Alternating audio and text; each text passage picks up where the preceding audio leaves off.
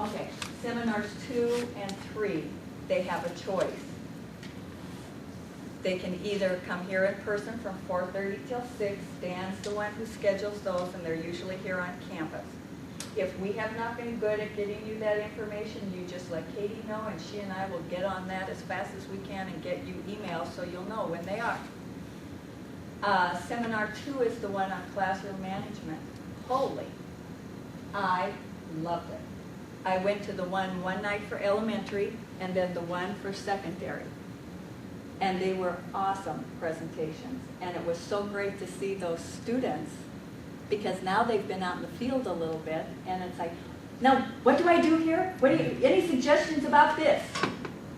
Now they get it. They know they don't know. But give me some more strategies, and that's what that classroom management's about.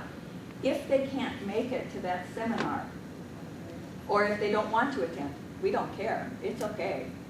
We want to also be adaptable and give them different ways to differentiate their instruction, right?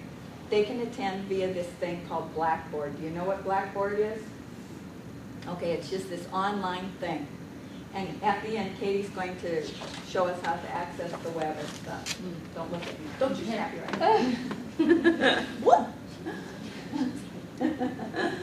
But they can, university students can go on a thing called Blackboard, which is supposed to emulate the old Blackboard. And then up there will be a note for me saying, here's what your assignments are if you did not attend Seminar 2 in person. And those assignments get posted generally 1 week after the live event. And then they'll go there, and so the one on classroom management had them read some things from Harry Wong. Remember when we had Harry Wong in Great Falls? Oh my goodness. You should, and then they have to write and reflect on it. I tried this strategy, I want to try that strategy. And oh, it took me a long, long time to go through all their assignments. I read every one of them, because some of them could even write a poem or something about it. And I'll tell you what, just as you were saying, the caliber of these students, it took me time, but I loved it. Patty? You knew this question was going to come. What about those that didn't come today?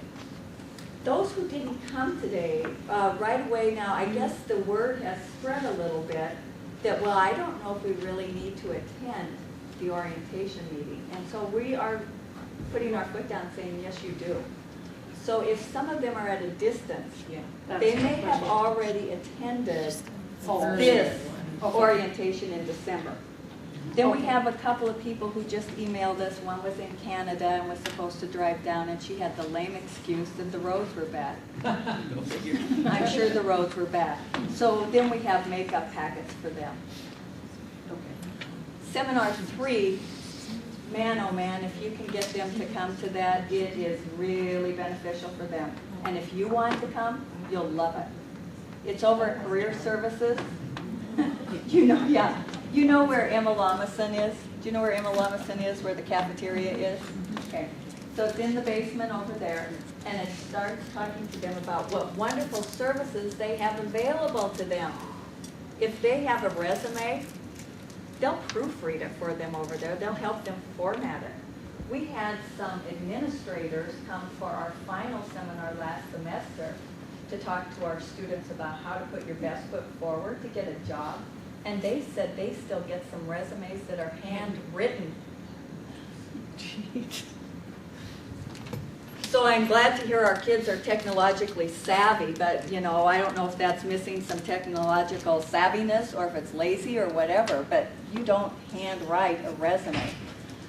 Again, if they can't attend that or don't choose to, there's a Blackboard assignment for them to do. And then Seminar 4, the final seminar, if you have a chance to come to that, that's going to be part of their listening to those panels by those administrators again, but also starting to get some experience interviewing for a job, because the career fair will have Montana schools here as well as Alaska, Washington, and they can go around with their resumes right then and interview right then. Just so you know, I think this is cool. One thing we're thinking about this year is inviting juniors to go to that for 2 reasons. Yeah. one, hey, it doesn't count right now. Let me get some experience under my belt. And two, it might help find somebody a student teaching placement. And now from being in this job just a few months, I'll tell you what, it's hard to find placements. Just so you know, we had 116 teacher candidates this semester. And that equated to 140 placements. One thing I never really got with that before when I come to these meetings is that some people have split placements. Do you all know what a split placement is? Yeah? Okay. Just very quickly, HHP, Health and Human Performance, and some other areas have to do 8 weeks here and 8 weeks there. The reason for it, we want to turn out well-rounded students. So you go 8 weeks at the elementary, 8 weeks at the high school. Then there are some people who work with 2 cooperating teachers. So that's not called a split placement, that's a shared placement. So I might be a, social studies major and a Spanish minor. I will do the bulk of my student teaching with the social studies, but then I'll do a couple periods with the Spanish. Again, when I'm ready to leave here, I can show people I've had experience in both areas. But then that means our office finds 2 placements for that one person. And we have one person next semester, I think, who took 4 placements. So anything we can do to help us find places for these people, for these young people to go, I would love it if we could offer them even farther places where maybe they could have lodging. You know, if you say to somebody, do you want to go student teach in Timbuktu, Montana? A lot of them would say, yeah. But then if they have to pay for an apartment there as well as the apartment here that they still have, so some things to think about. Those are the 4 seminars. Placement, they're going to get the same handbook you have, and they sign a piece of paper saying, I have read this handbook. So if they're not following proper protocol, they should be following proper protocol because it's listed in the handbook. They all will have an ID that they get from Grizz Central that has their picture on it. I told them today to make sure that they're very familiar with their school and the school policies. We have heard, not with our student teachers, but with some of our block students, that if we had 20 people in a building, that's for like sophomores and juniors going out to do their observations, if all 20 of them went in mass to the faculty lounge, they totally took over the faculty lounge from the faculty. And the faculty wasn't too happy. The other thing the faculty doesn't get happy about is if you take their parking plate. Well, at Helge High School, that's critical. Oh, yeah. And we heard that, we just had 300, so these are juniors mostly, 300 block students working during winter session. So before spring starts, there's that little 3-week in there. And they get to go out. They went to Lewis and Clark, Hellgate Middle School, and Big Sky High School. And every one of the principals except Big Sky talked about, don't take our teachers' parking places. You might have to park 3 blocks away. These are things that your teacher candidates will need to know from you. We talked today at the end about the copy machine. Okay, now one kid who student taught last semester, oh, he did a great job of presenting. What's his name? He was at Valley Christian High School. Which one? Ryan? Dark hair, the other one. David Wall. David. He told them about going, his school doesn't have a big coffee shop someplace. It was right there in the school. And so he's got his stuff ready, you know, ready to copy off. And someone had the audacity to be using the copier for like the next hour.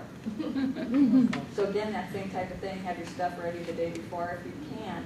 And I know some schools don't frown on our people making copies.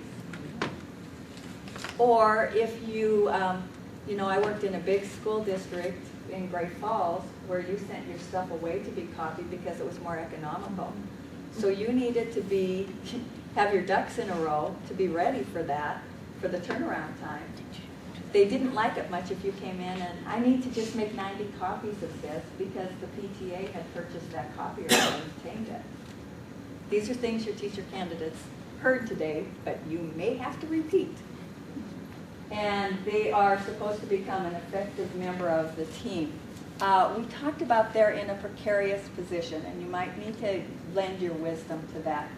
Because in some ways, they're not supposed to be lackluster and sit in the back and wait for somebody to tell them what to do. They're supposed to jump in and help out. And yet on the other hand, they're not supposed to appear like they're taking everything over.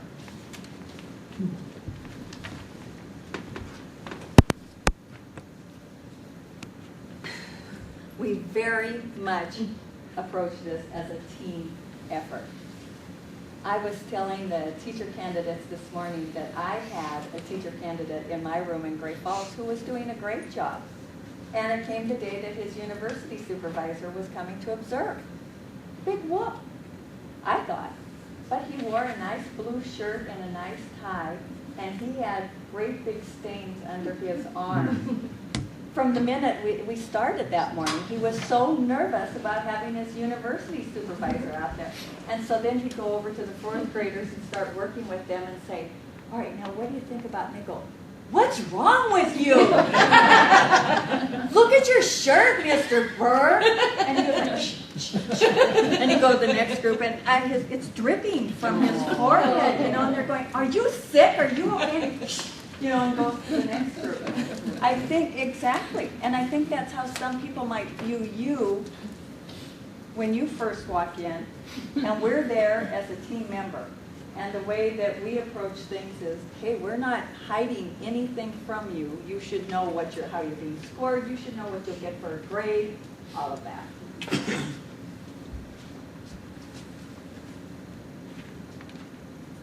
Attendance policy.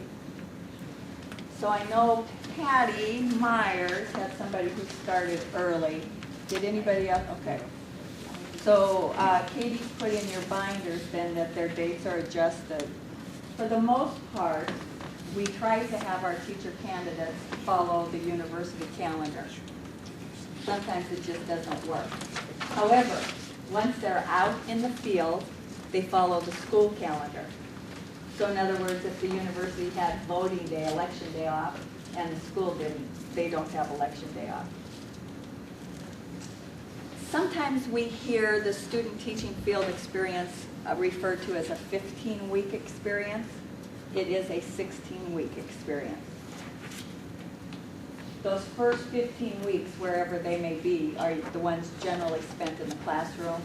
But then there's that 1 week of observation or makeup days, and that's an integral part. Do all of your students, you who have supervised before, have they all gotten into other classrooms to observe? And they love that, don't they? Just kind of like what Jim Cusker was saying about having the great fortune to be in other schools, to see how things are done in other schools. That's the way they feel about it too. If they're going to be absent, this goes back to what Ken was saying. If they know it, it's supposed to be prearranged through their cooperating teacher, you, and the principal. That's really professional courtesy. If it's unplanned, then they need to know what the school procedures are. If they're already teaching something, then they need to get their plans, their detailed plans in so someone else can follow them. If they miss more than 3 days, then they extend their teaching, and that's what goes into that finals week.